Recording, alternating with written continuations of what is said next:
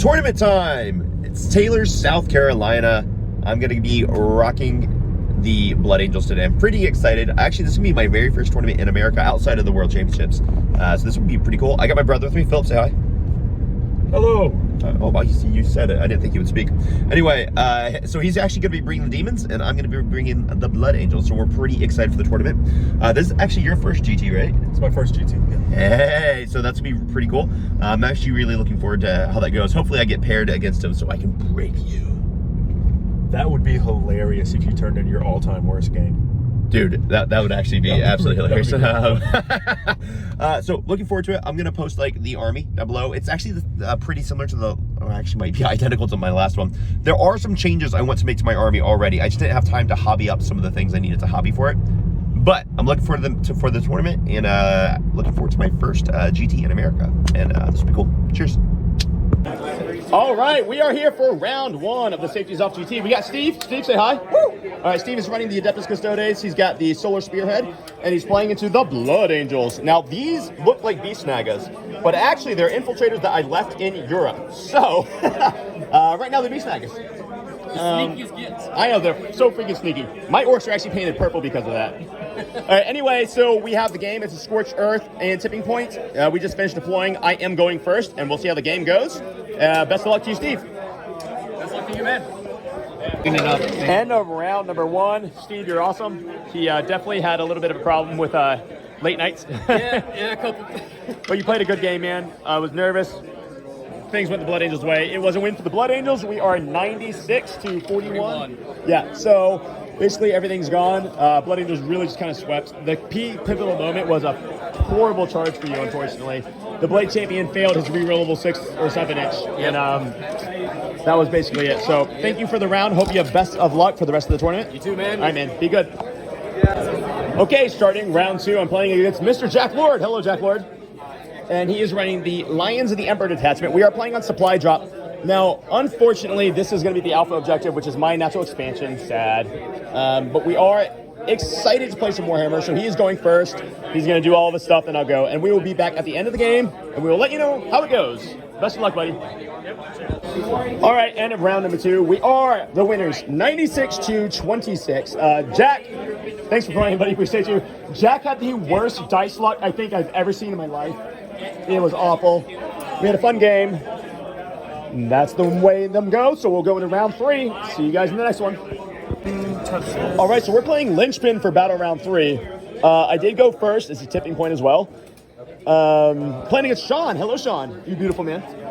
And he's got the Grand Coven. These might look like psychophages, but they're definitely immune to the Vortex Beast. Yes. Don't you front. They're obviously immune to the, obviously. So we're having a great game here. I did go first. I murdered one of his squads, and I tagged a rhino and just annoyed him with movement stuff. Just goats. Yeah, just goats. So with that, we're getting into the game. Best of luck. Hope you have a good game, buddy. All right, man. You too. All right, I got Mr. Sean here. Thank you. It was a great game. I think it was 87 to 41 for the Blood Angels. The red tide just came in, and it happened. So great match. Appreciate you. Thank you. Best of luck for the rest of the tournament. Heck yeah, man. Magnus failed me, but maybe next time. You know, he did good in the other games.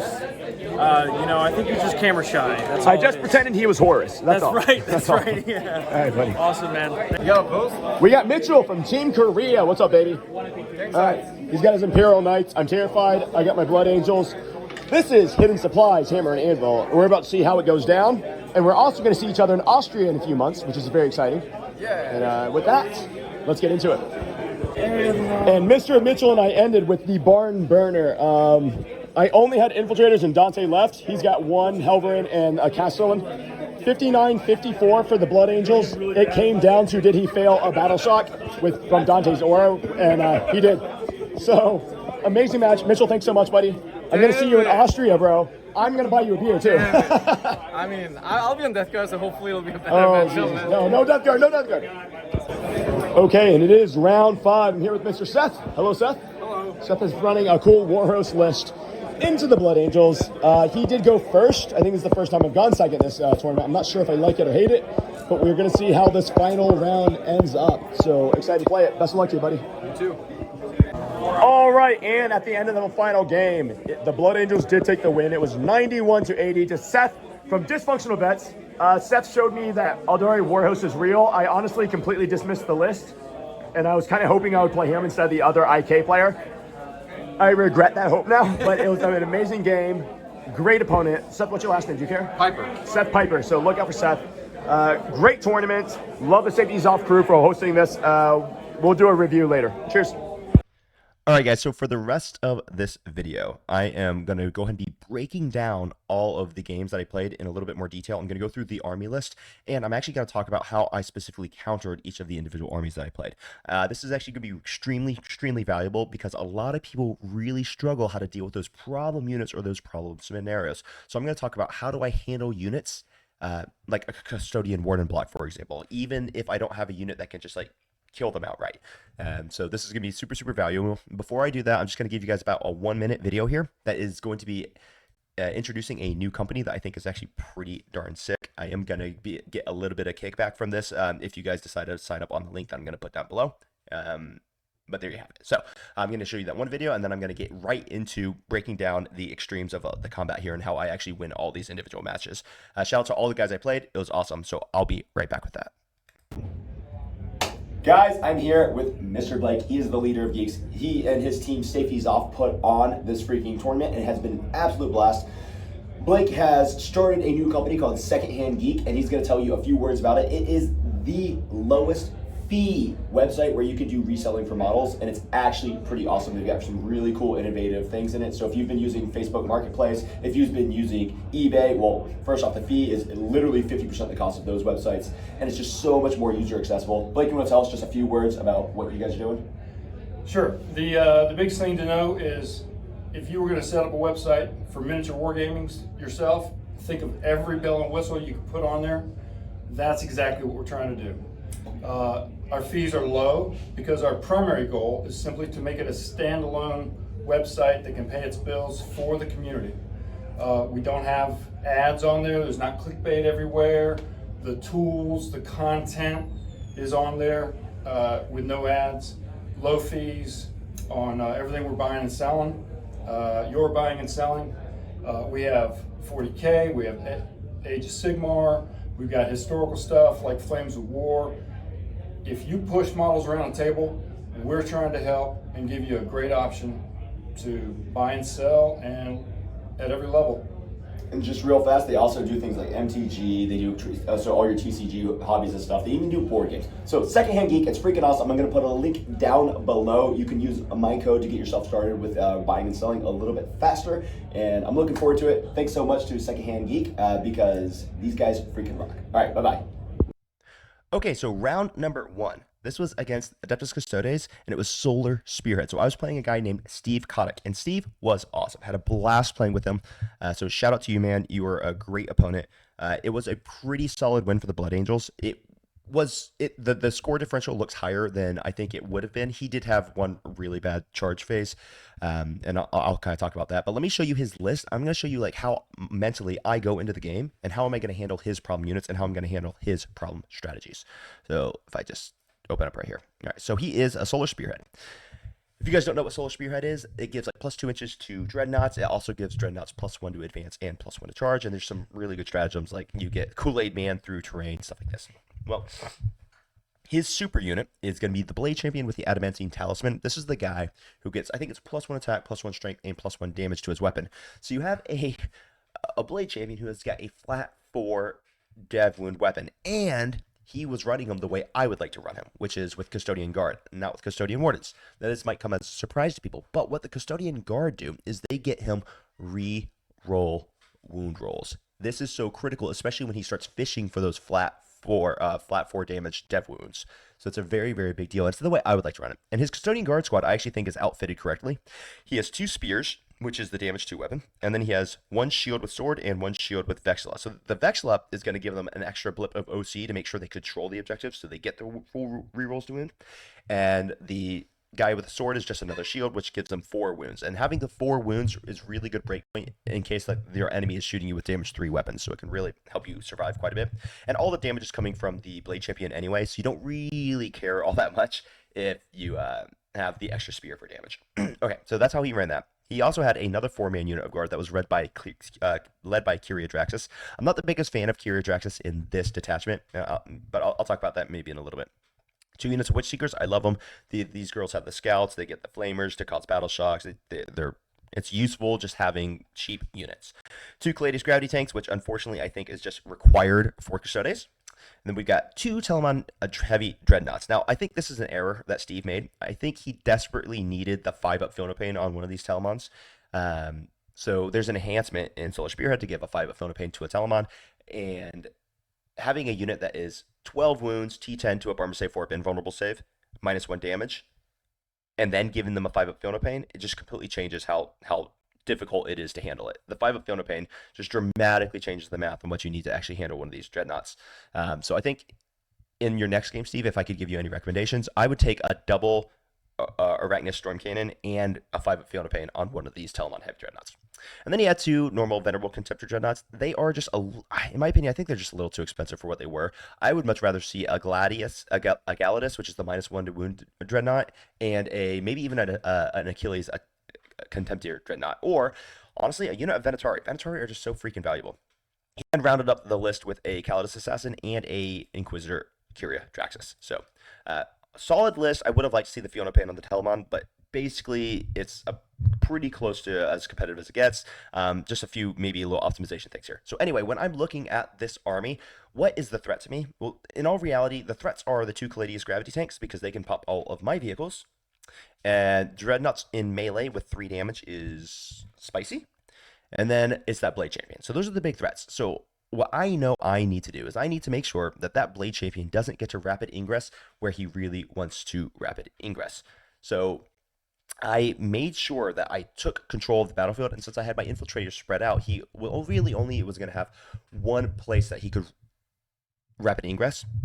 And I tried to trick him, and he didn't fall for my traps. So what I did is, I think turn 2, I went really high pressure. I actually sent my Blade Guard veterans out. I advanced and charged them onto his home field objective, where I killed Kyriadraxis and I tagged his Calades Gravity Tank on his home field. This gave me board control, and I was hoping Steve was going to fall for my trap and rapid ingress his Blade Champion into his own home field to handle the units that I had on his home field objective. He didn't take the bait. The reason why I wanted him to do that is because then I would just have full control of the entire rest of the battlefield, and all of his reserves would have been in his deployment zone, which just basically means I auto-win. Instead, he was smart, and he rapidly ingressed it into the corner of my deployment zone, which I had left open. And I just had to leave it open. I didn't have the units to cover it. And now in his turn, he had a catastrophic failure where I think he made a little bit of a game error, and he, instead of just charging into my infiltrators, which would have been like a 5-inch charge with the reroll from the Blade Champ, he tried to charge into both my infiltrators and a Lancer that was sitting on my home field because he wanted to kill everything. He got a little greedy, and he failed the 7-inch rerollable. Had he just taken the 5, he would have taken my home field. So I think that was just an error on his part. But since he failed that charge, it was pretty much just an overwhelming victory. So Steve, I really enjoyed you. I enjoyed playing you. I think it was a good game. I think I would add that 5-up Philopane, and I would also encourage you to not get greedy. Just kill the 1 unit and consolidate into the 2nd unit. You don't need to kill everything in one go. So with that, let's go on to the second round. Second round was also against Custodes, and I played a guy named Jack Lord. Now, Jack Lord had what most people would probably consider a scarier Custodes list at this point. He was running triple Wardens. Now, if you don't know how to deal with Wardens, I'm going to teach you how to deal with Wardens right freaking now. So his list was Blade Champion with Superior Creation. This is an enhancement that allows him to stand up on a 2-up after he dies. Blade Champion with no enhancement. A Shield Captain with Ad Amani Mortis. This is the super weapon, which gives, I think it's +1 strength, AP and damage. It might be attack, AP and damage, I forgot. But it's a ludicrously good enhancement. And then we have the Shield Captain on Dawn Eagle Jetbike with Praesidius, which gives him Lone Op and Stealth. 3 Alaris Custodians, 2 Calades Gravity Tanks, 3 Squads of Wardens, 2 5-mans, and a 4-man. Prosecutor. So this is generally accepted as the Custodes list. I don't necessarily agree with that, but that is what the internet agrees upon, so that's why I'm saying it that way. Wardens are a beast to deal with because they're going to be -1 to be wounded if your strength is higher than their toughness. Then they have a 4-up invuln, and then once per game to get that 4-up Philopane. Now, if you don't know how to deal with Wardens will always run through you. But right now, I'm going to teach you how to deal with Wardens. You have a couple different options. One option is you just don't bother killing them, and you just out OC them. So you let him put his 400-point unit on an objective, and then you put your 40-point unit of Gretchen or whatever on the same objective, out OC him, and then surround him as well, so that when he wants to use his wardens, he has to charge your trash unit, which is really lame for him. The other way to deal with wardens is to kill them from out of phase interactions. So if you're playing Necrons, for example, what you do is at the very start of the movement phase, you look at your opponent and say, hey, would you like to activate your once per game Feel No Pain? And your opponent's going to say, oh, no. And then you're going to fly over him with a Wraith unit and cause like 6 mortal wounds and kill 2 wardens. And then in the shooting phase, you're going to ask him, hey, would you like to activate your Feel No Pain? Now, if he says yes, he does activate his Feel No Pain, no problem, just shoot everything else in his arm. If he says no, he doesn't want to activate the Feel No Pain, you throw grenades, and for 1 CP, you're going to cause an average of 3 mortal wounds, which will kill 1 warden. Now he's down by 3 wardens, he only has 2 left. And then you just do some shooting, and you'll pick off another warden. And then in the charge phase, you're going to tank shock him, and you're going to kill 1 warden in the tank shock. And then in the fight phase, he can't activate a Feel No Pain because all of his wardens are dead. Now, if you're playing orcs, you would throw squig bombs in the movement phase. If you're playing something else, maybe you don't have movement phase mortals, but you still do the grenades, you still do the tank shock. So you're still going to be able to whittle those warden squads down very, very significantly, basically no matter what army you're playing. I know there's some small exceptions, like demons don't really have access to grenades and tank shock, but you've got other access to mortals and stuff like that. So this is how you tear wardens apart. Don't try to kill 3 squads of wardens in a turn, kill 1 warden in a turn, or just out OC them on objectives and force them to trade down. That's how you deal with wardens, and it works really, really well. But if you don't know how to do it, you're probably going to struggle. So anyway, this is Jack Lord's list. I just dealt with the wardens because I know how to deal with the wardens. He also mispositioned one of his gravity tanks, so I was able to pop with the Lancer. So, Jack, I enjoyed playing you. I would encourage you to maybe look at some... I think this list is just going to serve you really well on average, to be honest with you. But if you're trying to get to higher level tables, I would encourage you to look at a couple other builds, maybe only 1 warden squad, and try to do other things. I did like what he did with the Alar's Custodians. So turn 1, he just separated them into 3 units using a strat that allows you to separate it into 3 units. I think it's called Unleash the Lions. It's pretty dope. And he would send 1 Alar's out at a time, which was actually pretty cool because it forced me to dedicate shooting into that 1 Alar's each turn. And you gotta put more shooting than you want to into an Alar's, because if it just makes 2 4-up Feel No Pain or 2 4-up invulns, a Lancer doesn't kill him, which is very annoying. So anyway, Jack Lord, I like playing you, bud. For what it's worth, that's my opinions on the army. All right, round number 3, I played against Sean Ken Dare. Now he's running Grand Coven T-Sons. This guy was super fun to play against. I really, really enjoyed him. Now the problem with T-Sons into Blood Angels right now, T-Sons lack an initiator. So what I mean by that is if I'm playing on GW1 or GW7, I forget which one we were playing on, but we were playing on one of those 2. All I gotta do with my Blood Angels is just kind of stand behind a ruin, and then you can't interact with me. I mean, sure, you can use the Uberlific Crystal to teleport and shoot with me with one thing, but since you don't have indirect, shooting anymore, I can basically just stand behind a wall and say, you can't do anything about it until I'm ready to initiate combat, which is really, really, really bad for T-Sons. Now, I know it's not quite that simple, and one of the things that Sean did in his list building, which I really enjoyed, was he went triple Mutalith Vortex Beast, because Mutalith Vortex Beast can initiate combats because they're tough enough and they cause mortals in the movement phase, and they actually have some relatively okay melee that you can charge into those units that are behind walls. And even if you're 1.1 inches away on GW terrain and they can't initiate it that way, they can always walk around, cause mortals, maybe charge from behind. So Mutant Vortex Beast kind of solved this problem for T-Sons. So if I was playing Grand Coven, I'd probably be running at least double MVB, maybe triple myself. I think the issue that happened in this particular matchup is I drew really bad secondaries in turn 1, and that forced me to kind of do not a full send, but be a little more aggressive than I wanted to in turn 2, and I whiffed all my shooting. Then Sean, who was in good position to shoot me, whiffed all of his shooting, which gave me that entire turn to stage, so then I was able to unleash the red tide and just kind of run through him. I think Sean played it pretty darn well. He did give me like 1 or 2 overwatches with my ball predators that he probably shouldn't have given me. But you know what? If you've never experienced a ball predator overwatch, you've never experienced it. He's experienced it now. He knows better. I think he's not going to allow that to happen again. I really enjoyed playing Sean. I think he played a good game. I think he just had a really, really big whiff in turn 2 right after I had my big whiff, and that allowed me to reset the game. So anyway, good game, buddy. I hope you had a great rest of your tournament. Let's look at the next one, round 4. Now, this is the first round where I was really, really sweating. Like the other guys, I enjoyed playing them, but I kind of had a convincing lead. This one came down to a very, very interesting interaction. So I was playing Minchul Kim. He is actually on Team South Korea for the WTC, so I'm actually going to see him in a few months in Austria, which is really cool. He's running the Imperial Knights, and he was running an Imperial Knight list, which was terrifying to me in particular. So let me break down his list for you, and then I'm going to talk to you about like the pivotal moment of the game and why it's important to pay attention to your units' less used abilities. All right, so he was running Canis Rex and a Knight Castellan. This was a big surprise to me, although it shouldn't have been because it makes perfect sense. So the Knight Castellan has this Volcano Lance, which is D3 shots, Strength 18, AP 5, D6 plus 8 damage or something. And when you have the Knights built in, one reroll to hit, one reroll to wound, it becomes a devastating weapon. It's so reliable and just murders anything without an invulnerable save like that. So this guy's existence basically made it so that I couldn't use my Lancers the way I really want to use my Lancers, which is killing baby Knights or trying to kill Canis Rex. Because the second I expose them, he probably picks up both in a single activation. That's brutal. Now, Mitchell did do something that I thought was probably a mistake. He exposed Canis Rex turn 1 to my shooting because in his brain he was going, well, I'm just going to rotate Iron Shields, get a 4-pin vulnerable save, and I'm not going to take much damage. Maybe I'll take like 6 damage into Canis Rex, and then the Castellan will kill both Lancers, and I don't have to worry about it anymore. Now, I understand his thinking, but I guess he wasn't ready for me to actually take his bait. So I did take his bait, and I put both Lancers out to shoot into Canis Rex turn 1 with Oath of Moment, and he failed some of those invulnerable saves. So after turn 1, I had Canis Rex down to 8 wounds, which was a really, really big deal. Sorry, for the rest of the list, by the way, he just had Armiger Helverins and Armiger Warglaves. Love the list, great list.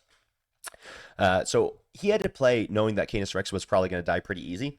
But Canis Rex was still a really, really big issue for me for the rest of the game, even though he popped my Lancer with the Castellan immediately. Because I still couldn't really charge him, because he would just spend 1 CP, fight on death, and kill whatever I charged him with.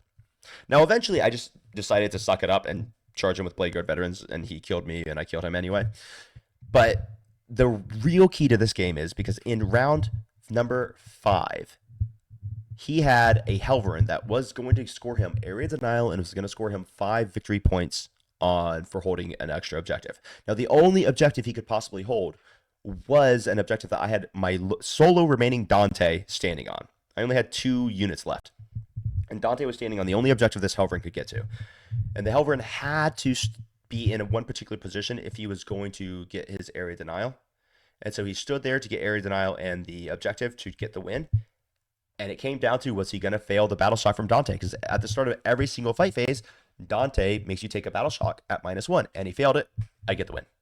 So it was a big swing. You got to use your abilities that you have. So I knew that I was in a bad position because he was going to get second round score, bottom of round 5 scoring. So what I did is I made sure to position my unit in such a way that if my opponent had to come touch the objective, which he did, he would have to take the battle shock test, which he failed. So it was kind of a gambit, but it was the only play I had, so I took it, and it worked. So you have to pay attention to these lesser used abilities. And by the way, he knew I had this battle shock aura. We 100% talked about it. So I did take the win. It was a great match. Imperial Knights are exceptionally powerful right now. I think it was a little aggressive given these points cuts. So hopefully that gets fixed in a balanced status late. But just so you know, you can play against them. It just really requires you to play correctly. Yeah. All right, so then we go into the last match, which was against a guy named Seth Piper, who it doesn't happen very often when I go to tournaments, guys, that I get educated. Well, Mr. Seth Piper educated me. He taught me about Warhammer. Incredible player, and he was running Aldari Warhost. And when I looked through the list, I really wasn't that concerned about it. I figured it's basically, okay, he'll kill some of my vehicles, and then I'll just run through him. It didn't work that way. So Aldari Warhost, for those of you who don't know, they add +1 inches to all of their like strategic maneuvers. So basically, and they get bonus battle focus tokens. So basically, everything in their army has infinite movement, and they've got maybe like 5 different ways to get back into a transport, which is outside of the movement phase, which is brutally efficient.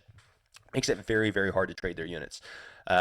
once again, though, the game more or less just kind of came down to the fact that he failed a battle shock on one of his units from Dante's Aura. So it was like round 4, he had charged my Dante brick with a unit of Howling Banshees and Jane Czar, and they ended up killing Dante and crew, but they failed their battle shock. And because they failed their battle shock, they were unable to spend a CP to hop back into a transport, which allowed me to then kill them in my turn and get the points that I needed to sneak out the win. So I got an 11-point win. So big shout out to Mr. Seth. This army is actually abusive. If you guys don't know Warhost, I might do a video specifically on Warhost because I'm like all in on how they work now because dude, the guy he was an amazing player and he put me. I think round 3 I was down by 30 points. So he put he put hands on me and it was a really good effort. So it was one of the tougher matches I've had in a tournament and I really enjoyed our match. So big shout out to him. I appreciate him. So guys, this was my GT experience. I'm going to do a separate video for how I think I'm going to change my army list. I don't think I actually did like the overview of my army list. It's the same for my last GT. Just because I didn't have time to hobby up exactly what I wanted to hobby up, so I'll put like I'll put a link down below, which is going to be a paste bin, which will show you the army list that I brought. And in a future video, I'm going to go through how I'm going to change everything now.